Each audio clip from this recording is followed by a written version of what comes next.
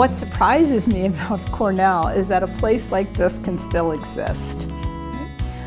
This is a high-touch, high-impact way of learning, and that's hard to find today. That's really hard to find, but the experience is authentic, and the fact that we can still do this after 175 years, I think that's pretty amazing.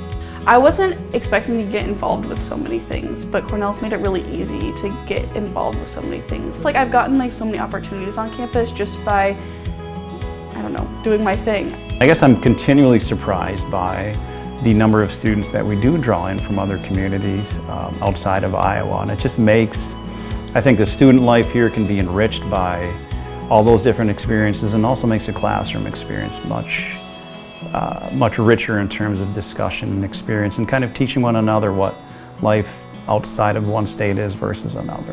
What surprised me was how close students are to faculty. I never expected it, I never knew it. I was really surprised at how many academic options we offer, as well as how our students travel from all over the world to get here. They go to school here, and then they also go to class all over the world too. Every 18 days it feels like somebody's going to Belize or Japan or wherever. That really surprised me a lot. One thing that surprised me a lot is how people say hi all the time.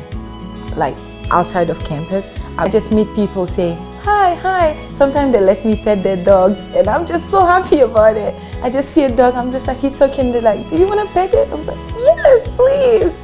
I think that's so friendly, and I loved it. Iowa nice is a big thing. I don't think anybody realizes that if they're not from Iowa, but I come here and I'm just happy. I can say hi to anybody, just start a conversation with a random person on the street, and it's really nice. It's like a warm, fuzzy feeling inside, and I really enjoy that.